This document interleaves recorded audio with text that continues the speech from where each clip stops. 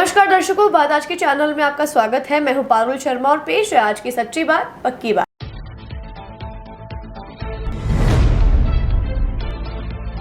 लोकसभा अध्यक्ष के रूप में राजस्थान के ओम बिड़ला को पुनः चुने जाने पर अजमेर में खुशी। भारतीय जनता पार्टी ने ढोल धमाकों के साथ मनाया जश्न।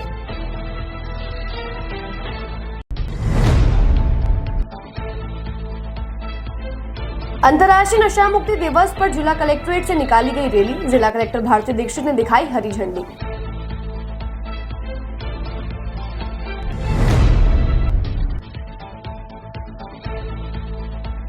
नाबालिग बच्चों को पेड़ से लटकाकर बेल्टों से की गई पिटाई। बकरा चोरी के शक में किया गया अपहरण।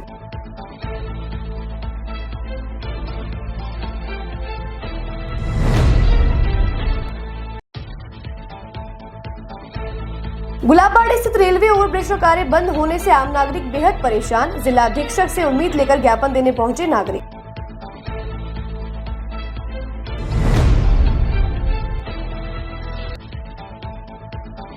अजमेर विकास प्राधिकरण ने बुरार क्षेत्र में की अतिक्रमण के विरुद्ध कार्यवाही। पानी की टंकी को कराया मुक्त।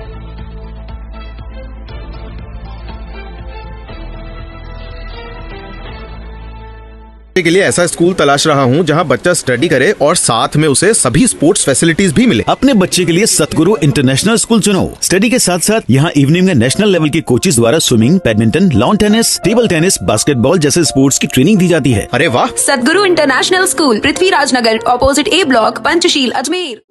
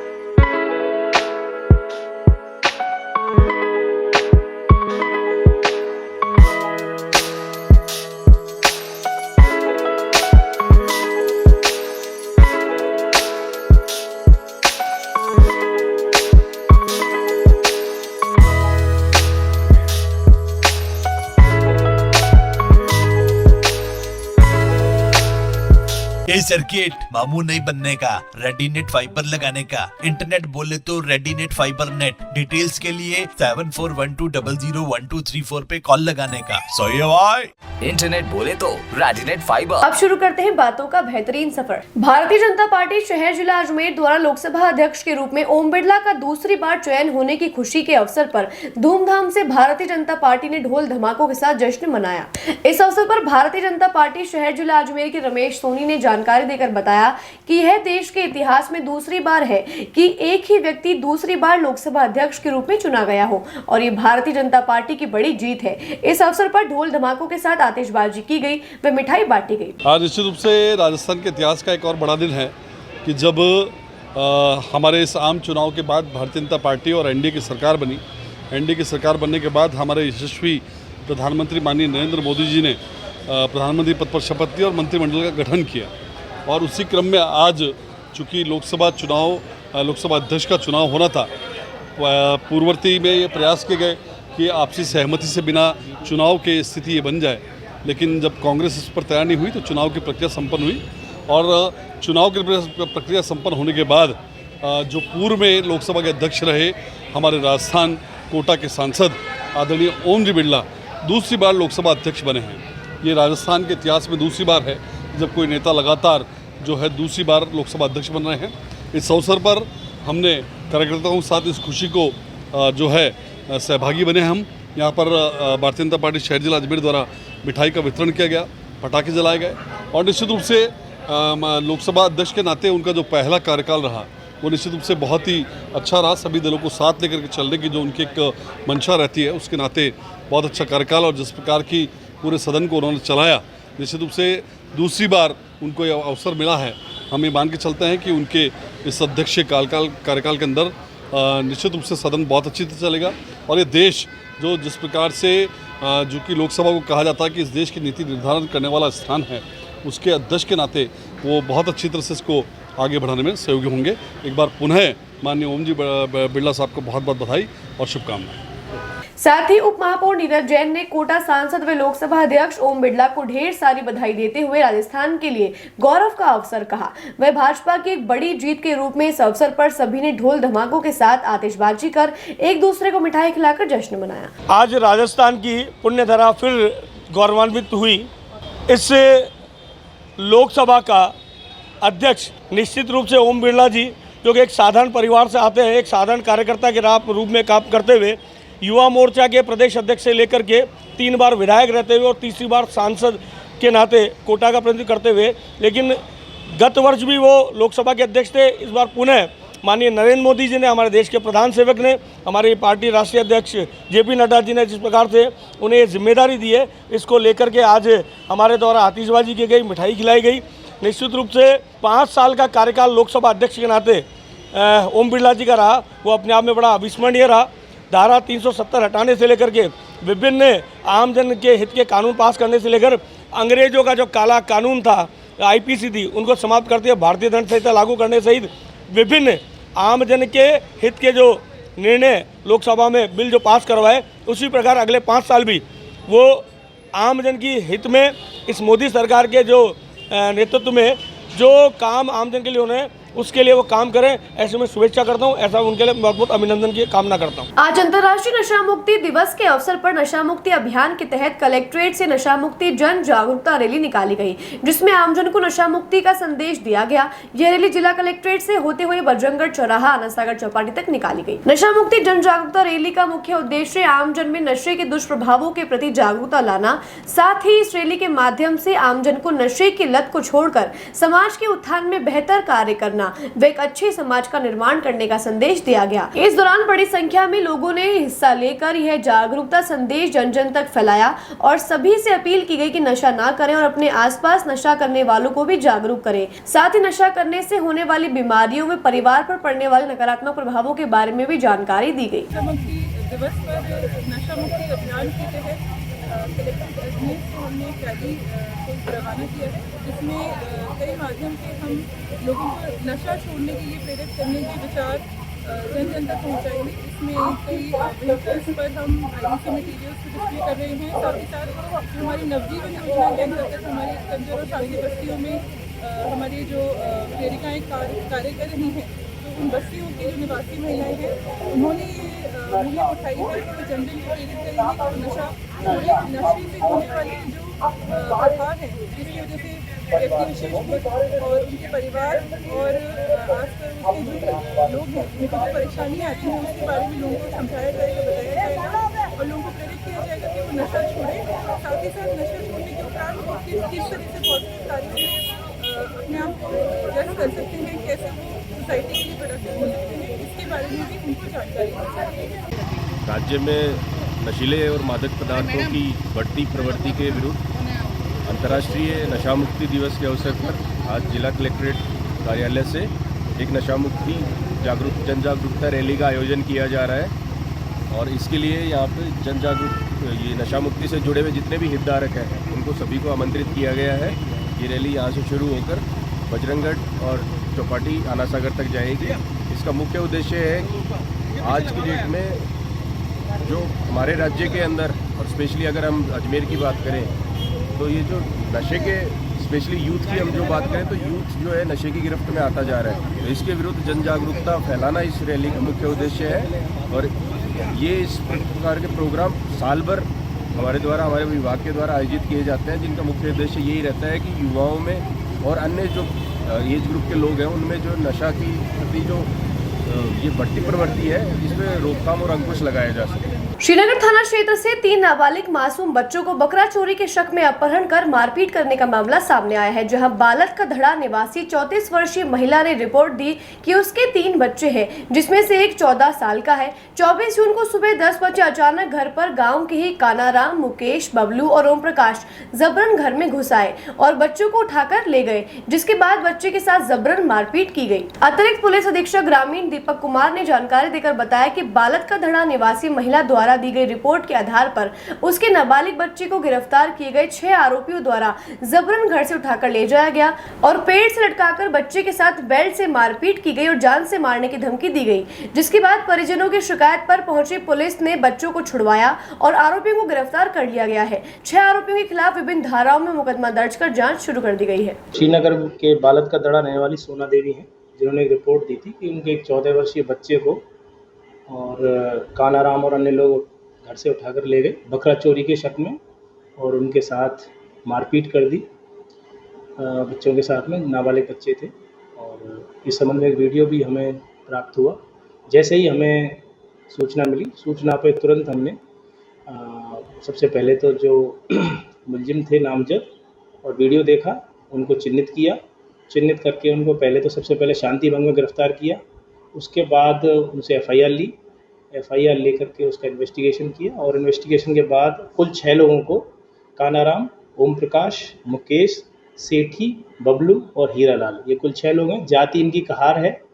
इन 6 लोगों को हमने 365, 342, 323 और 34 IPC में गिरफ्तार कर लिया है और अग्रिम अनुसंधान जारी है। गुलाबाड़ी स्थित रेलवे ओवरब्रिज का कार्य लगभग 6 वर्ष से बंद पड़ा है। इससे परेशान वहां के आमजन बार बार जिला कलेक्ट्रेट, संभागीय आयुक्त, जिला पुलिस अधीक्षक व DRM ऑफिस में ज्ञापन दे चुके हैं। वे मांग कर रहे हैं कि यह कार्य जल्द ही पूरा कराया जाए, परंतु फिर भी यह कार्य लंबित पड़ा है, जिससे उन्हें परेशानियां हो रही हैं। नाकाबंदार एसोसिएशन व अन्य ने मिलकर आज SP कार्यालय पहुंचे वे जानकारी ली कि यह कार्य कब से शुरू किया जाएगा व कब तक पूर्ण हो पाएगा, क्योंकि इससे उन्हें परेशानियों का सामना करना पड़ रहा है। साथ ही वहां पर हो रहे अतिक्रमण के चलते रास्ता रुक चुका है। सभी ने मांग की कि इस कार्य को जल्द ही पूर्ण करवाया जाए। स्थानीयों का कहना है कि 12 दिन पहले भी जिला कलेक्ट्रेट, संभागीय आयुक्त, जिला पुलिस अधीक्षक व DRM ऑफिस में ज्ञापन दिया गया था कि यह कार्य जल्द ही पूर्ण करवाया जाए, जिसके बाद आज सभी ने एकत्रित होकर फिर से आरोपी निर्माण कार्य की जानकारी ली। आज हम सब नाकाबंदार एसोसिएशन के तत्वाधान में सभी समिति जो भी नाकाबंदार में स्थित है, वार्ड 55, 56, वार्ड 54, उन समितियों ने 14 तारीख को एक ज्ञापन दिया था प्रशासन के खिलाफ, कलेक्टर महोदय को, SP साहब को, संभागीय आयुक्त को, DRM को। तो लगभग उस ज्ञापन को दिए हुए आज 12 दिन हो गए। हम लोग सभी एक कोर कमेटी है जो यहाँ पर आए हैं और हम उस ज्ञापन को आगे उस पर क्या उन्होंने कार्रवाई करी, क्या उसके तहत आगे उन्होंने निर्णय दिए या क्या उन्होंने इसके संबंध में संबंधित जो भी RSRTC है या ADA है उनको क्या निर्देश दिए हैं, हम उसकी जानकारी हेतु आज फिर से कलेक्टर महोदय से, संभागीय आयुक्त से, DRM साहब से और SP साहब से मिलने के लिए यहाँ पर आए। ओवर ब्रिज जो हमारे यहाँ पे काफ़ी समय से लगभग 6 साल से जो नहीं बन पा रहा है, ओवर ब्रिज, गुलाबाड़ी ओवर ब्रिज के आसपास जो अतिक्रमण हो रखे हैं, वहाँ लोहारों ने एक रोड बिल्कुल पूरी तरह से बंद कर रखा है, उस पर अवैध कब्जा कर रखा है। उसके लिए हम लोग यहाँ पे हमने ज्ञापन दिया था और आज उसी के संबंध में हम वापस से अजमेर विकास प्राधिकरण ने जलदाय विभाग के सालों पहले बोराज क्षेत्र में पीने के पानी की टंकी के लिए दी गई जगह को अतिक्रमण से मुक्त करवाया। अतिक्रमण हटाने की कार्यवाही के दौरान भारी संख्या में महिला और पुरुष पुलिस बल का जाब्ता मौके पर मौजूद था। वहीं अतिक्रमण करने वाले परिवार का कहना है कि यह पूरा मामला राजनीति से प्रेरित है और उन पर की गई कार्यवाही कार्यवाही भी द्वेष्टापूर्वक की गई है, क्योंकि सालों से इस जगह पर इनका कब्जा है और दो भाइयों की लड़ाई में अजमेर विकास प्राधिकरण ने इस कार्यवाही को अवैध रूप से किया है। पीड़ित परिवार का यह भी कहना है कि इस जमीन पर कोर्ट ने स्टे लगा रखा है, जिस पर फैसला शाम को आना है, लेकिन उसके बाद भी कोर्ट की अवहेलना करते हुए अजमेर विकास प्राधिकरण ने आज यहां पर इस कार्यवाही को अंजाम दिया है। राजस्व ग्राम बौराज में अजमेर विकास प्राधिकरण की जमीन थी 1098 कसरा, जो पीएचडी को पानी की टंकी के लिए अलॉट करनी है। तो उसमें इन लोगों ने बाउंड्री वॉल 2 कमरे बना के अतिक्रमण किया हुआ था। तो आज पुलिस जाब्ता होकर के ये अतिक्रमण हटाया है। पहले भी इसमें एफआईआर हुई है, इन लोगों ने विरोध किया था, आज शांति से हो गई है। कोई स्टे नहीं, स्टे होता तो स्टे में हम कार्रवाई कैसे करते? पहले हुआ था, आज तो कोई विरोध नहीं हुआ, आज तो शांति से पूर्ण कार्रवाई रही। 60 साल पुरानी बाड़ो है माँ को, और 50 पुश्तैनी बाड़ो है। हमारा दादाजी परदादाजी ईट अडी एरिया, और मैं भी ईट अतरो टाइम है मैंने की, मतलब मारा माँ का पिताजी को जन्म डाको है, बीके बावजूद मैं गाय डांडा बांधता, सब कुछ करता और रेरिया चारों मोटियो डालता।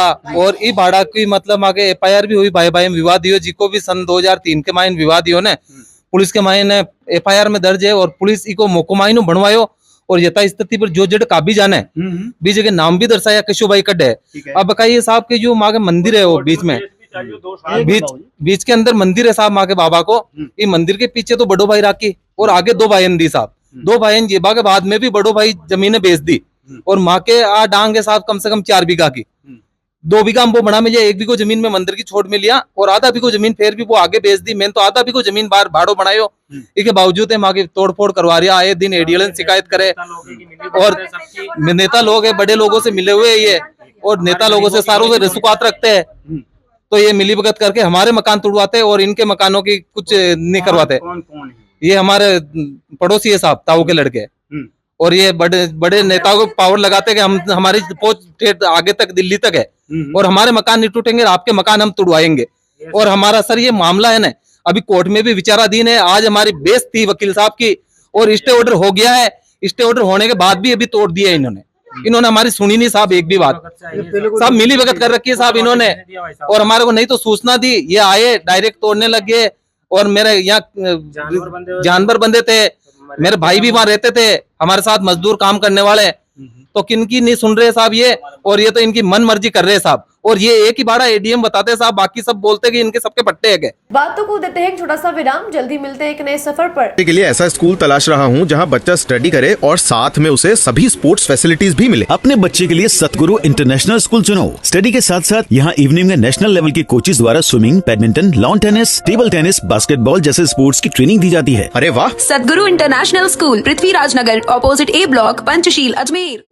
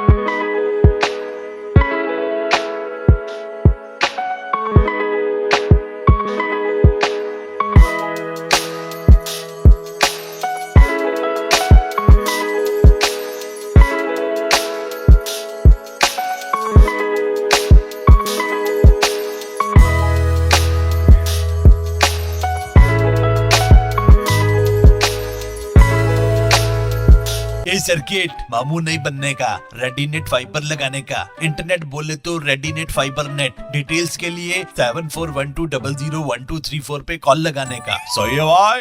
इंटरनेट बोले तो रेडीनेट फाइबर। एक बार फिर आपका स्वागत है। आइए चलते हैं एक नए सफर पर। अजमेर जिला कलेक्ट्रेट पर नो पार्किंग क्षेत्र में पुलिस अधीक्षक कार्यालय के ठीक बाहर खड़ी कार को ट्रैफिक विभाग पुलिस ने क्रेन की मदद से उठाया और उसको जब्त करके ट्रैफिक विभाग ले गए। ट्रैफिक विभाग की कार्यवाही नो पार्किंग क्षेत्र में पार्क गाड़ियों पर लगातार की जा रही है। सावन स्कूल की 25वीं वर्षगांठ पर स्कूल प्रबंधन ने परिसर में सुंदरकांड के पाठ का आयोजन किया। इस अवसर पर नगर के गणमान्य लोगों और विद्यार्थियों के अभिभावकों ने बड़ी संख्या में उपस्थित होकर स्कूल के चेयरमैन हरीश शर्मा ने आगंतुकों का स्वागत किया।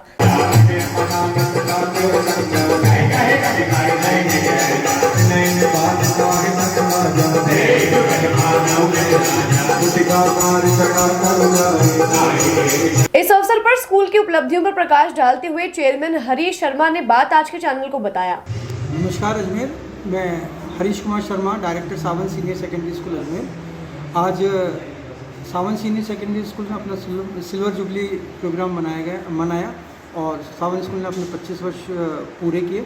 अजमेर के पेरेंट्स के बीच में, बच्चों के बीच में विश्वास जमाया और सावन सीनियर सेकेंडरी स्कूल ने निरंतर तरक्की करते हुए धीरे धीरे अपना मुकाम आज हासिल किया है। हम 2011 और 12 से सीनियर सेकेंडरी और सेकेंडरी स्कूल चला रहे हैं और हमने सीनियर सेकेंडरी और सेकेंडरी में बोर्ड के बहुत अच्छे रिजल्ट दिए हैं, बच्चों में बहुत परिवर्तन लाए हैं।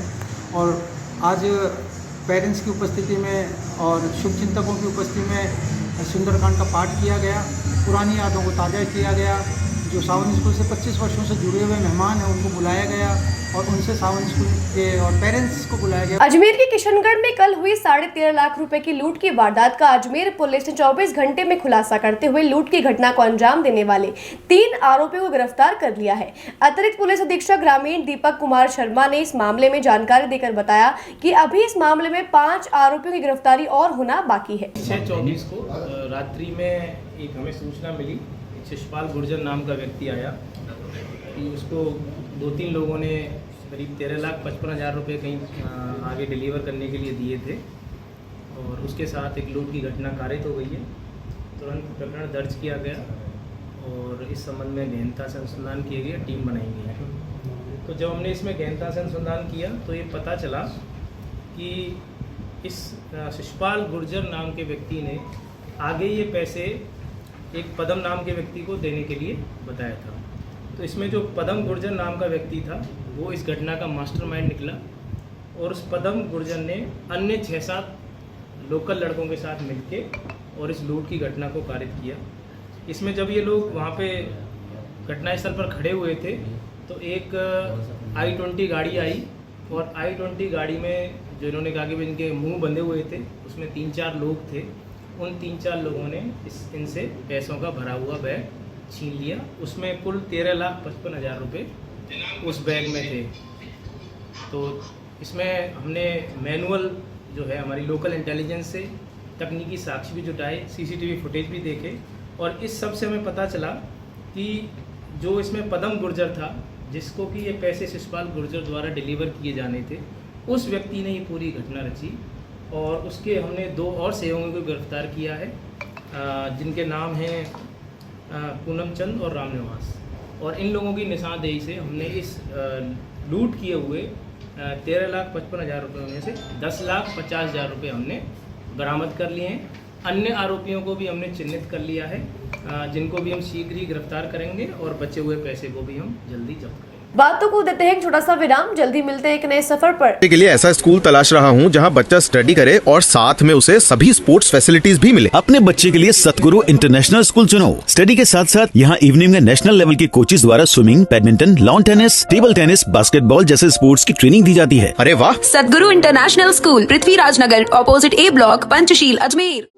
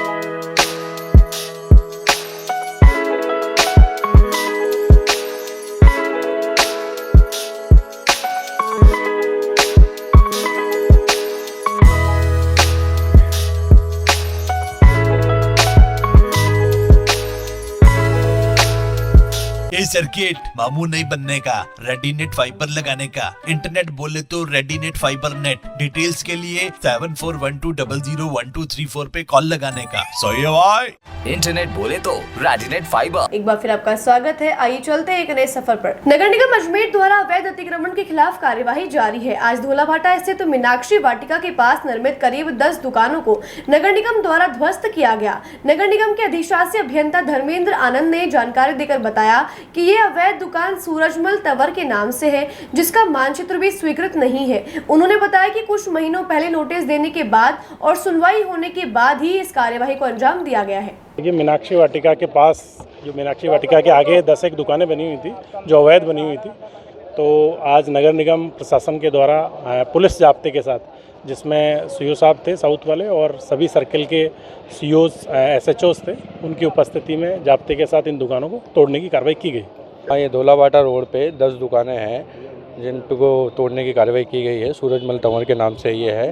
धीरे धीरे करके इन्होंने एक एक करते हुए 10 दुकानें बना ली थी जो अवैध है, पूर्ण रूप से कोई मानचित्र स्वीकृत नहीं है। और इनका जो पहले पुराना स्वीकृत मानचित्र है उसमें ही चबूतरा दिखाया गया है 10 फीट का, उसके ऊपर ये दुकानें निर्मित की गई थी, इसलिए आज ये अवैध निर्माण को तोड़ने की कार्रवाई की गई है। हाँ, इनको नोटिस दिया, सुनवाई की है, सुनवाई करने के बाद में फिर ये कार्रवाई की गई है नियमानुसार। ये अभी से ही चल रहा है। ये 6 महीने साल भर से ही नोटिस कार्रवाई प्रक्रियाधीन है। इनकी शिकायत प्राप्त हुई है पार्षद महोदय द्वारा। ब्यावर निवासी युवती के साथ दहेज की मांग को लेकर मानसिक व शारीरिक यातनाएं देने का मामला सामने आया है, जिसके बाद युवती के परिजनों ने न्याय की गुहार लगाने SP कार्यालय पहुंचे और उचित कार्यवाही की मांग की। पीड़ित युवती के परिजनों का कहना है कि 1 साल पहले उनकी बेटी की शादी हुई थी, परंतु लोभी पति व ससुराल पक्ष द्वारा उनकी बेटी से 5 लाख रुपए दहेज की मांग करके परेशान किया जा रहा है और पैसे नहीं देने पर मारपीट की गई व जहर पिला दिया गया। इस सबसे परेशान होकर आज पीड़ित परिजन SP के समक्ष पहुंचे और तुरंत कार्यवाही करने की मांग की। ये सर हमारी बच्ची को जहर पिला दिया। सबलपुरा गाँव है और सेंधड़ा थाना पड़ता है और सेंधड़ा में हम 2-3 बार जाकर आए और लेकिन अभी कह रहे हैं कार्रवाई करेंगे, अभी तक कार्रवाई नहीं करी और ना इनका वो जो ससुराल वाले पक्ष वाले ब्यावर छोड़ के चले गए। शादी सर वो 16/5/2023 को हुई थी सर। नहीं, बच्चे नहीं है सर। कल आए सर, वो 17 तारीख को हमारे वहाँ वो जो त्यौहार था उस पर आए थे और उसे बेला फुसला कर गहना भी ले गए और बार उसको 2-3 दिन बाद में हमारा फ़ोन आया कि ब्यावर आ जाओ और ब्यावर आपकी लड़की ने जेर खा लिया। अच्छा। तो हम गए तो वहाँ ससुराल वाले कुछ भी नहीं मिले, कोई भी नहीं मिला वहाँ पे और हम जाके देखा तो फिर बेहोशी हालत में थी लड़की। नहीं सर, रिपोर्ट दर्ज करवाई लेकिन बोले अभी साहब नहीं है, वो नहीं है, इसलिए हम यहाँ आए। आज साहब SP साहब से मिले हम। SP साहब ने अभी फ़ोन करा था, सेंधड़ा थाना में भी करा था, आगे भी करा था और बोला कि हो जाएगा आपका काम, अभी हम सेंधड़ा जाएंगे वापस। तो उसने कह रहे हैं सर, बोलो पिकअप लाएंगे, हम ऐसे करेंगे वैसे करेंगे, तो बार उनको परेशान, पैसों की वजह से, दहेज की वजह से ही परेशान कर रहे थे। माना था कि मसीहा स्वामी कृष्णानंद जी महाराज की पावन प्रेरणा से पूज्य पार ब्रह्मा मंदिर ट्रस्ट की ओर से अजयनगर हाउसिंग बोर्ड कॉलोनी स्थित प्रचंड बालाजी मंदिर परिसर में निःशुल्क आयुर्वेदिक चिकित्सा शिविर लगाया गया। शिविर प्रभारी कैलाश सिंह रत्नू ने बताया कि इस शिविर में 75 लोगों ने लाभ प्राप्त किया। शिविर का आरंभ प्रातः 10 बजे पूज्य पार ब्रह्म के आसवानी जयेश किशन लखियानी, नरेंद्र बसरानी, प्रदीप तोलानी ने जोत लगाकर किया। नाना गजवानी ने बताया कि इस शिविर में डॉक्टर कुलदीप कुमार द्वारा निःशुल्क जांच व परामर्श दी गई। मनोज झामनानी ने कहा कि रोगियों को 30 दिन की मुफ्त दवाएं भी दी गई है। अभी निःशुल्क आयुर्वेदिक चिकित्सा शिविर हर माह 26 तारीख को प्रचंड बालाजी मंदिर में लगाया जाएगा। आज के लिए बस इतना ही। कल फिर होगी आपसे मुलाकात, तब तक के लिए दीजिए इजाजत। नमस्कार।